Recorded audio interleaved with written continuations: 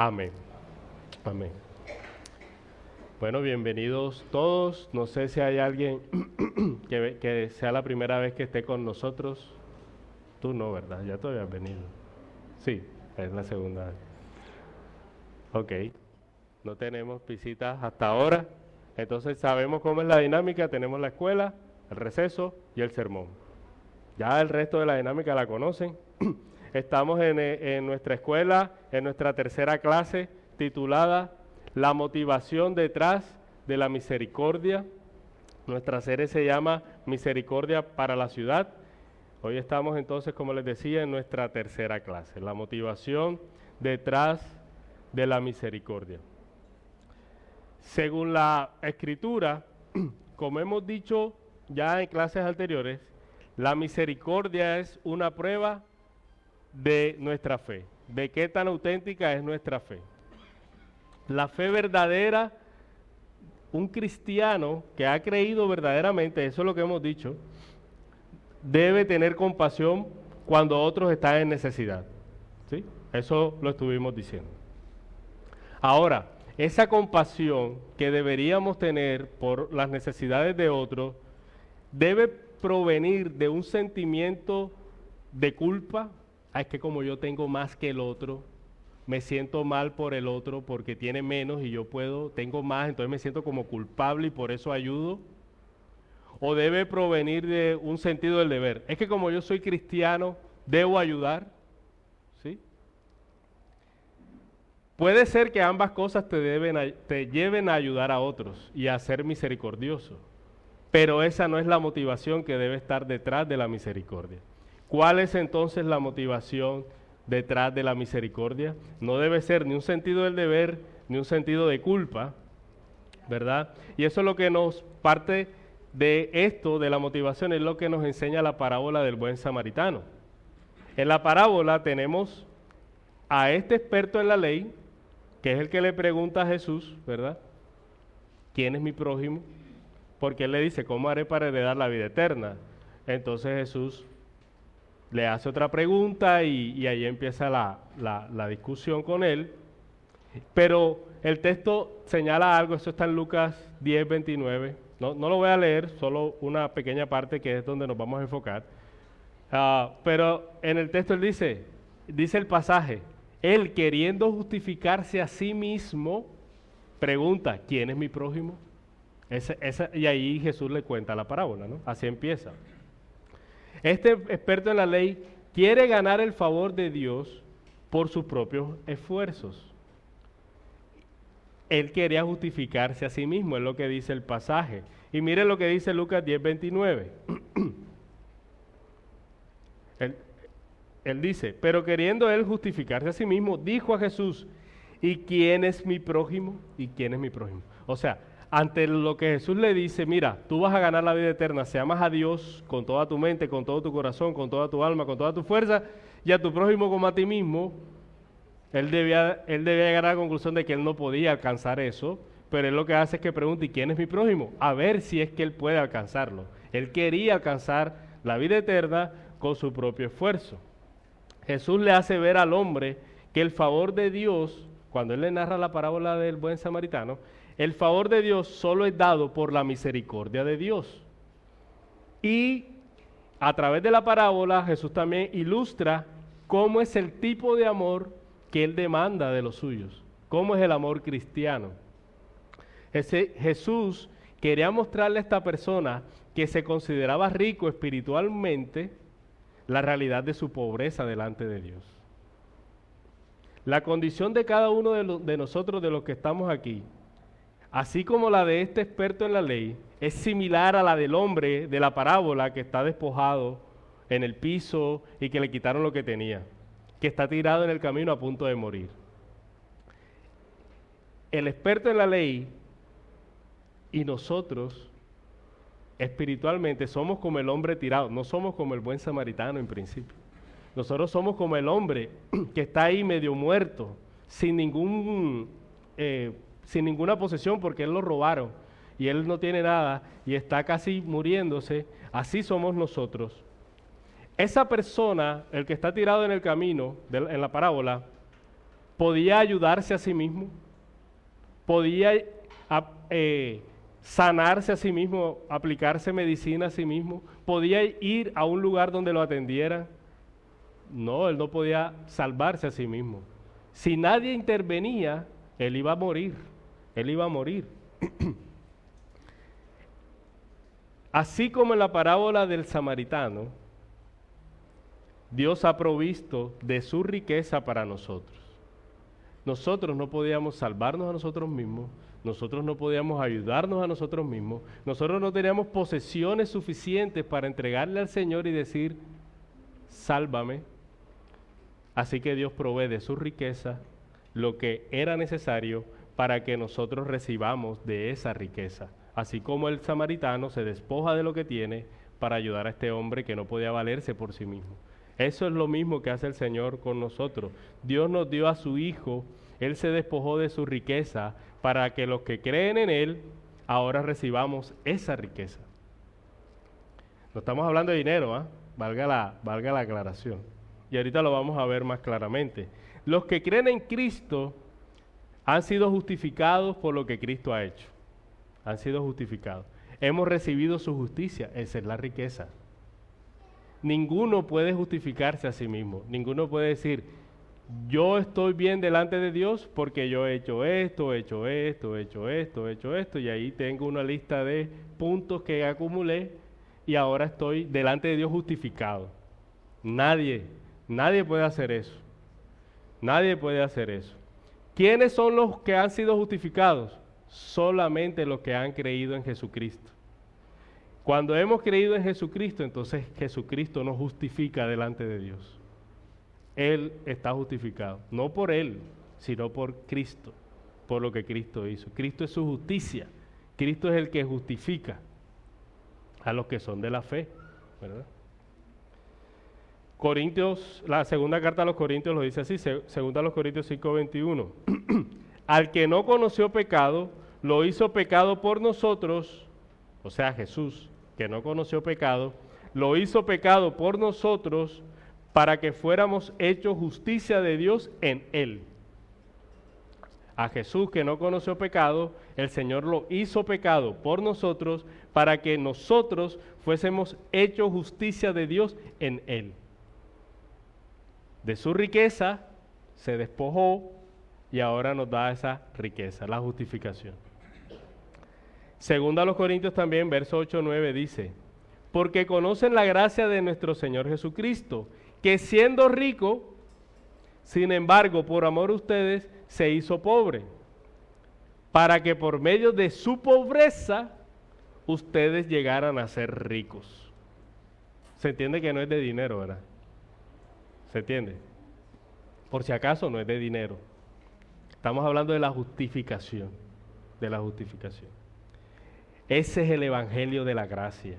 Ese es el precioso evangelio que predicamos todos los domingos, que aunque nosotros éramos pobres, ahora somos ricos por medio de la misericordia de Dios. Hermano, puede que hoy te haya costado trabajo tener lo suficiente para venir acá. De pronto te lo prestaron, de pronto te lo regalaron. Quizás no sabes si puedes tener algo que comer el resto de la semana. O lo puedes tener con dificultad. O quizás no tienes cómo cubrir un medicamento que necesitas para tu salud.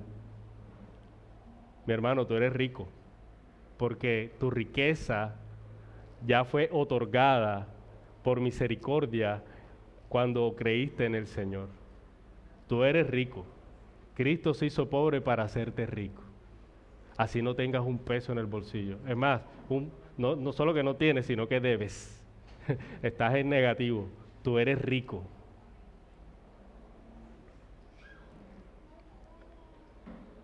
Ese es el evangelio. Por eso es que es triste y es vulgar. No sé qué otra palabra usar, pero es bastante horrible escuchar a personas que creen que el objetivo de Jesús al venir es que a ti te vaya bien y tengas más cosas. Esa no es la riqueza que Él nos vino a dar. Eso sería un insulto a la obra de Jesús. Es un insulto al Evangelio. Nosotros somos ricos ya, ¿verdad? A pesar de nuestras carencias. Tenemos mucho que darle gracias al Señor en medio de nuestra carencia, porque hemos sido enriquecidos por pura y física y divina misericordia. Y ese es el Evangelio. Para eso es que entendemos el Evangelio también. Hay dos cosas que deberían ocurrir en alguien que ha creído estas cosas. Hay dos cosas que deberían pasar.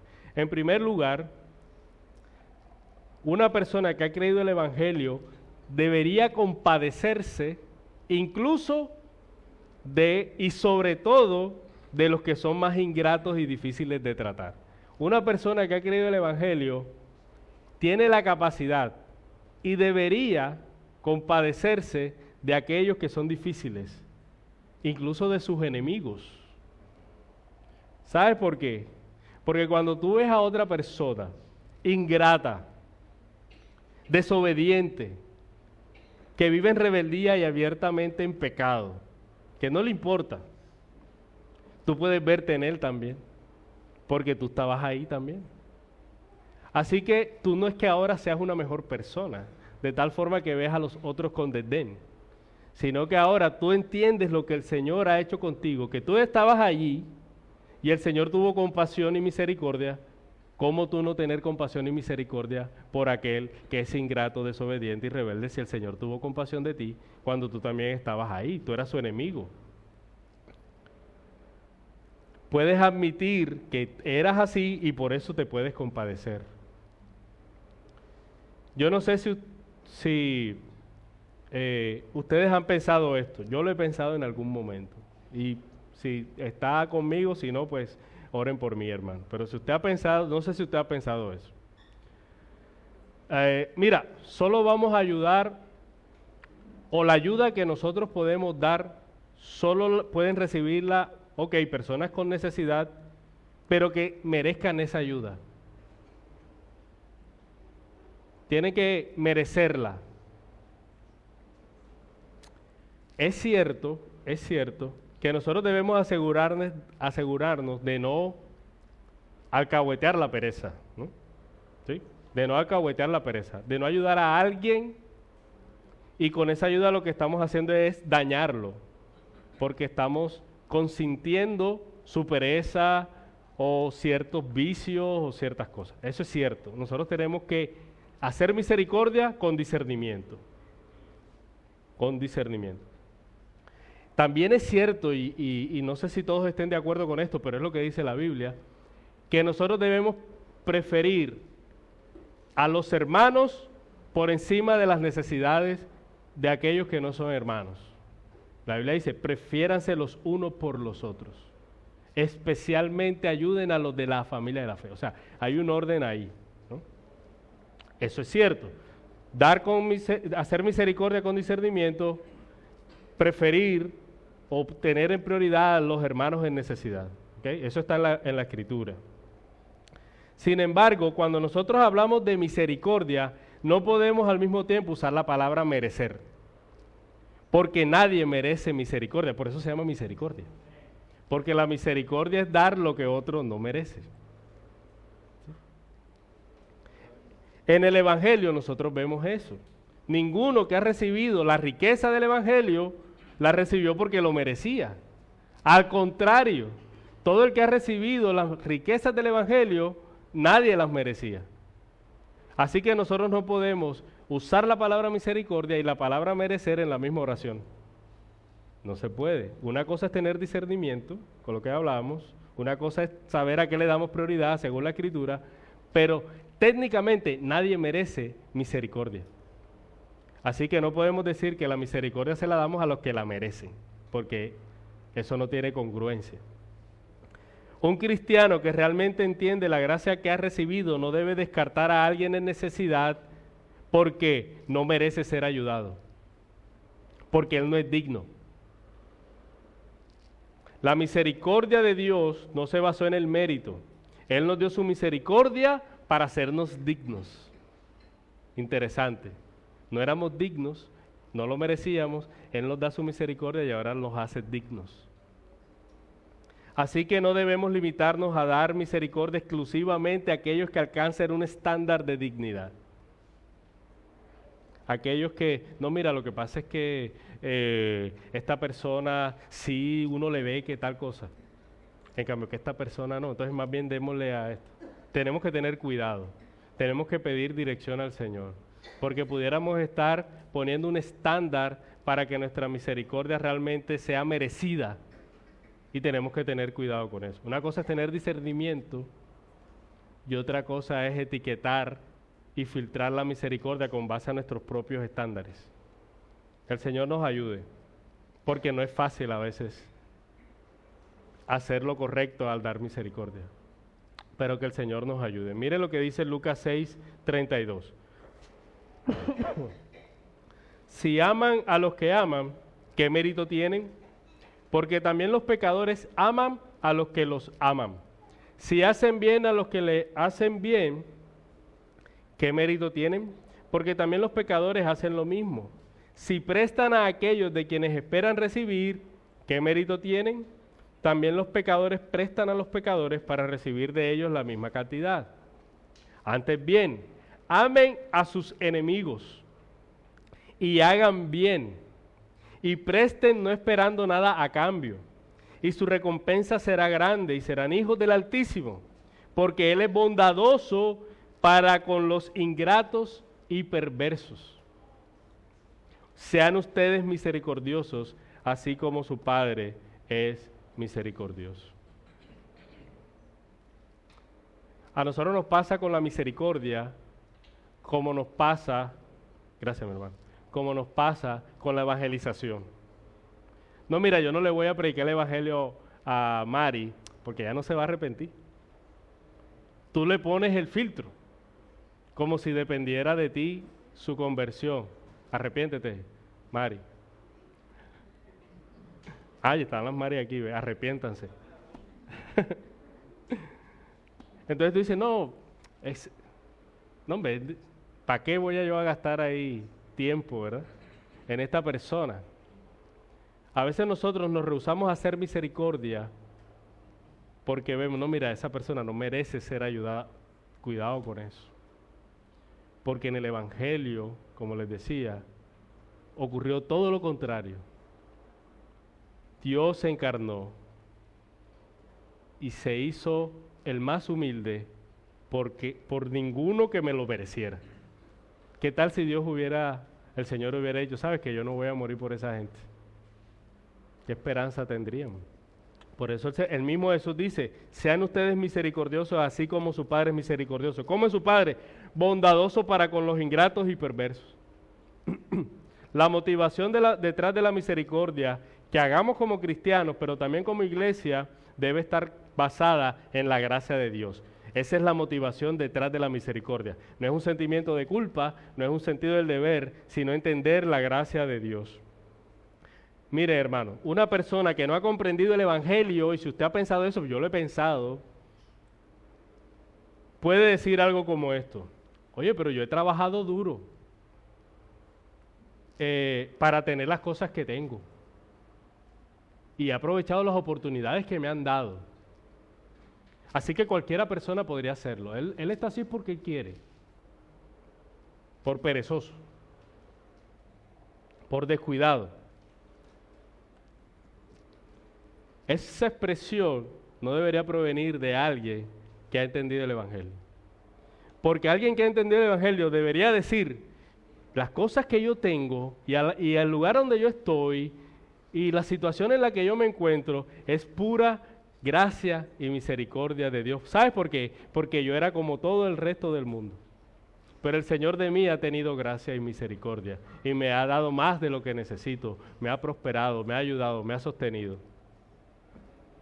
Eso hace que veamos las cosas de manera diferente. La segunda cosa que debe ocurrir en alguien que ha creído en el Evangelio es que debe nacer de él una generosidad que debe ser espontánea. Un evangélico, cristiano evangélico, es generoso, no es mezquino. En la parábola del buen samaritano, está el hombre tirado en el piso, pasa el sacerdote y el levita, ¿verdad? Y ninguno se detiene a ayudarlo. era un compatriota, porque era judío, ¿verdad? Ellos eran religiosos, conocían la ley, conocían al Dios de misericordia, pero ellos no se detienen a ayudarlo. ¿Será que alguien esperaría, en la condición en la que estaban los judíos y samaritanos, ¿no? Que no se hablaban, no se gustaban? Los judíos pensaban que los samaritanos eran gente de otra categoría, tomaban un viaje más largo para no pasar por Samaria, para no pisar el pueblo. Imagínate, ¿qué pensarían los samaritanos de los judíos? El desprecio que había entre las dos naciones. Así que nadie está esperando que el samaritano sea el que ayude. Por eso la parábola es interesante, porque la parábola hace ver que a pesar de que esta persona, el samaritano, según su raza, según su código moral, de hecho, o sus leyes más bien, él no tenía la obligación de detenerse y ayudar. Él no estaba obligado de ninguna manera a ayudar, pero él lo hace. Él se detiene y ayuda al judío que está casi muerto ahí. ¿Por qué? Lucas 10:33. Dice, pero cierto samaritano que iba de viaje, llegó a donde él estaba y cuando lo vio, tuvo compasión. Compasión. Él no revisó, espérate, para ver si me alcanza. Anda, ahora yo me encontré con esta persona aquí. Me voy a hacer loco. Si no lo ayudaron los de sus propios compatriotas, yo porque sí. Me voy a atrasar.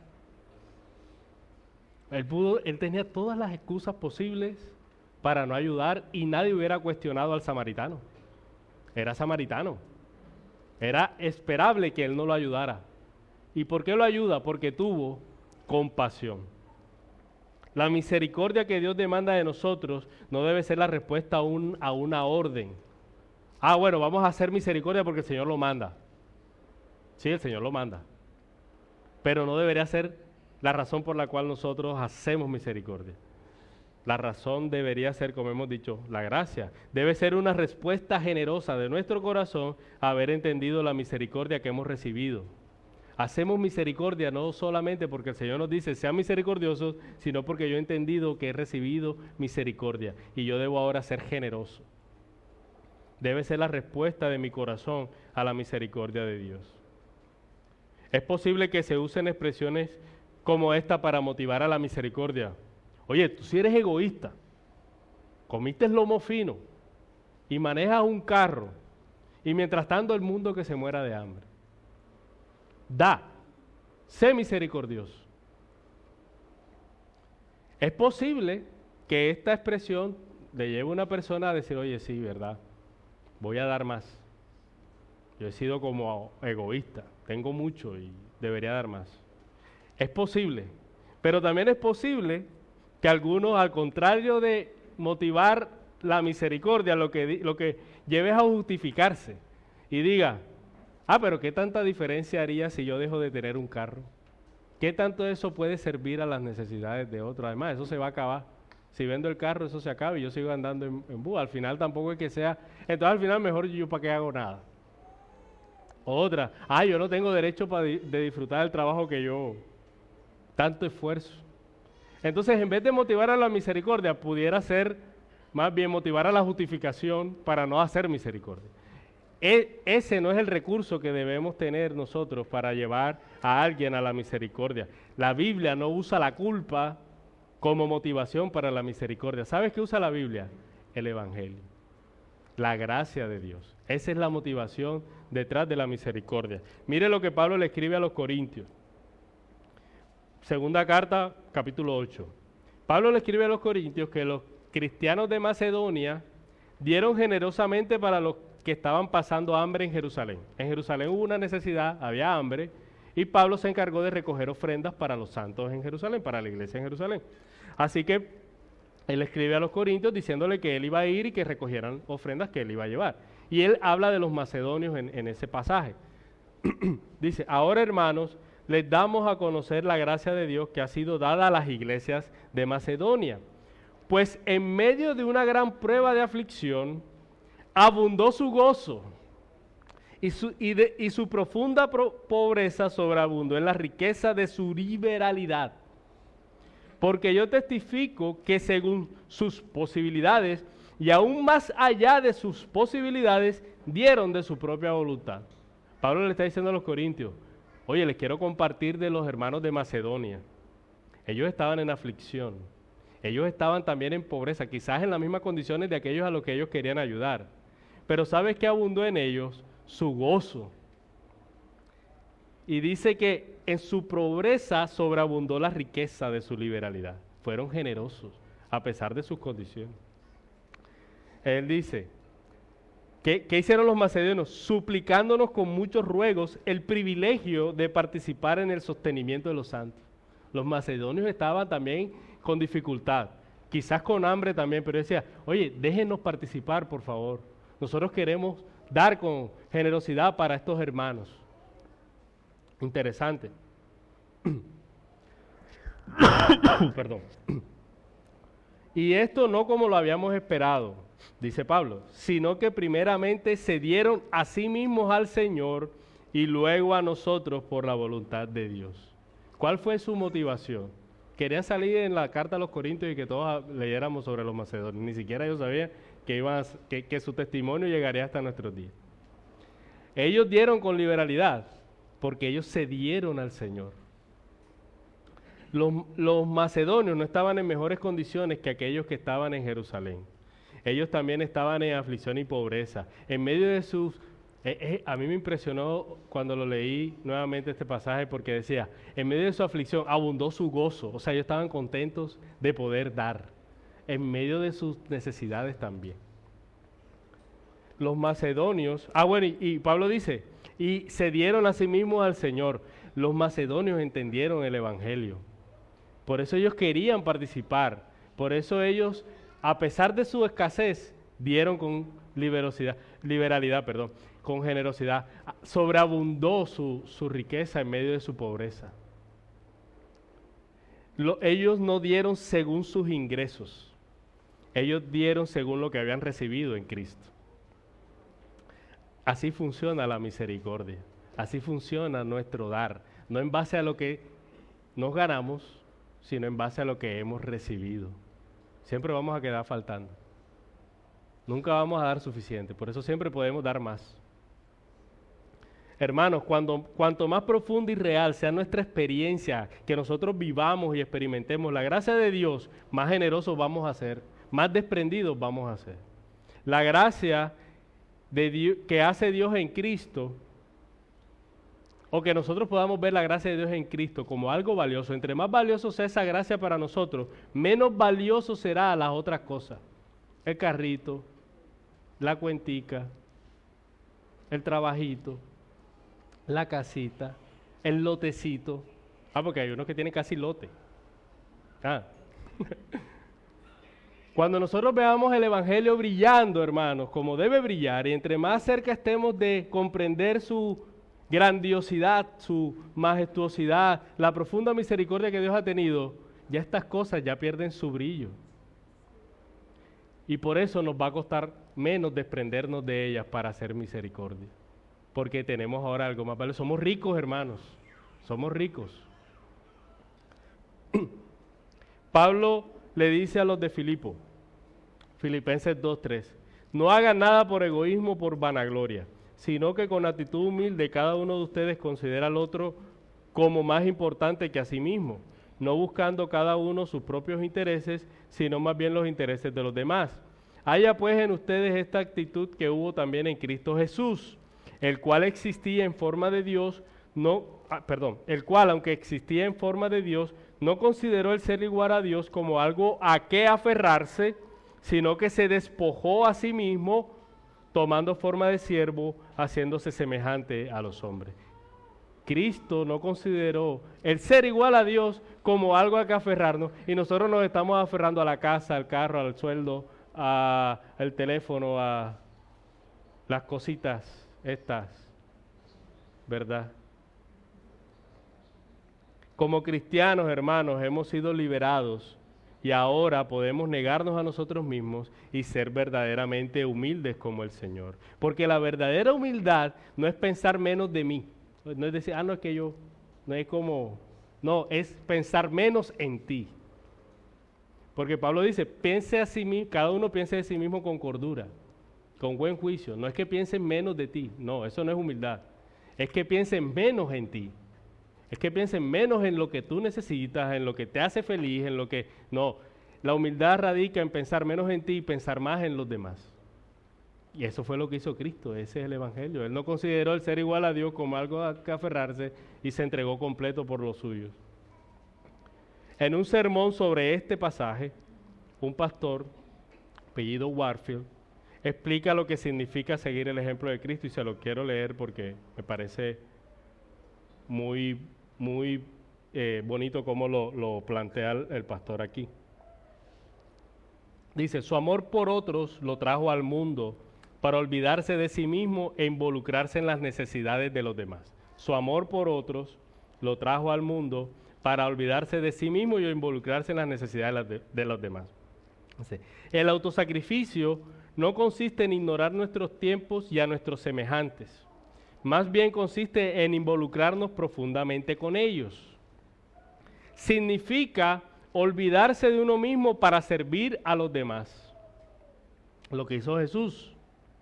Dice, significa involucrarse en las esperanzas, temores, anhelos y desesperaciones de cada hombre. Implica unidad de espíritu, una variedad de actividades y mucha compasión. Eso es lo que implica el sacrificio del cristiano. Él dice, significa que no debemos vivir una sola vida, esto es lo que me pareció más bello, sino miles de vidas, uniéndonos a miles de almas por medio de una compasión tan genuina que hace que sus vidas se vuelvan las nuestras. Nos falta eso, hermanos. El cristianismo no es un camino que tú andas solito, no, que nadie me distraiga porque yo después me pierdo. No, yo tengo que seguir aquí derechito. No, si yo me involucro, ahí, si me distraigo, no. No, hermano, el cristianismo significa gastar tu vida en otros, como una mamá con un hijo. Así es el cristiano cuando hace relaciones. Piensa en los otros y gasta su vida en otros. Por eso lo que dice este pastor es interesante. Es vivir miles de vidas, involucrarnos en las esperanzas, en las desesperaciones, en los temores de otros, para que sus vidas se vuelvan también parte de las nuestras. Eso es el cristianismo. Hermanos de Iglesia Bíblica de la ciudad, hemos dicho que la misericordia es evidencia de tu fe. También dijimos que haber comprendido la gracia de Dios es la motivación detrás de la misericordia. Y creo que está claro, por lo menos con los textos que hemos citado.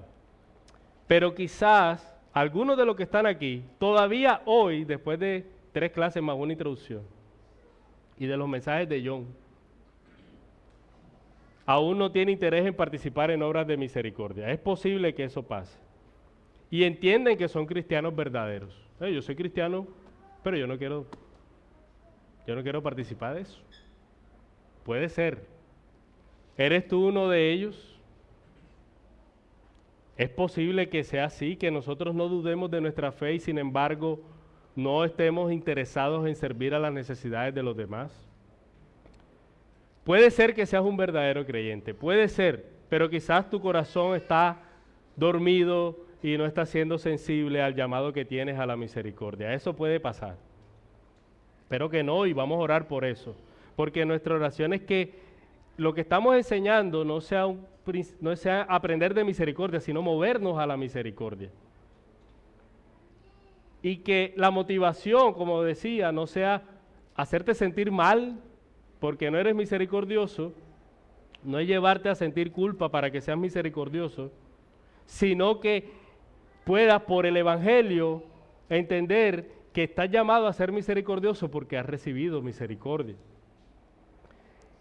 Y así que como una forma final en esta clase de motivarte a la misericordia, quiero leer otra parte del sermón del pastor que cité ahorita, que tiene que ver con esto. Y luego oramos para que el Señor mueva nuestros corazones a la misericordia, no por un sentimiento de culpa, sino porque hemos comprendido realmente que hemos recibido gracia y misericordia. Mire lo que dice el pastor en su sermón. Queridos cristianos, algunos de ustedes oran día y noche para ser ramas de la vid verdadera y para ser conformados a la imagen de Cristo. De ser así, deben ser como Él al dar. O sea, si tú oras para ser como Cristo, para ser ramas de la vid que es Cristo, una vid verdadera, entonces deben ser como Él cuando das. Aunque era rico, por nosotros se hizo pobre, lo leímos. Objeción una, oh, esa es mi plata, ese es mi dinero. Ese es mi dinero. Respuesta, Cristo podía haber dicho, esa es mi sangre, esa es mi vida. ¿Dónde estaríamos entonces? Objeción 2, los pobres son indignos. No merecen ser ayudados. Respuesta, Cristo podía haber dicho, son unos rebeldes malvados. ¿Vale la pena dar mi vida por estos? Mejor la daré por los ángeles que son buenos.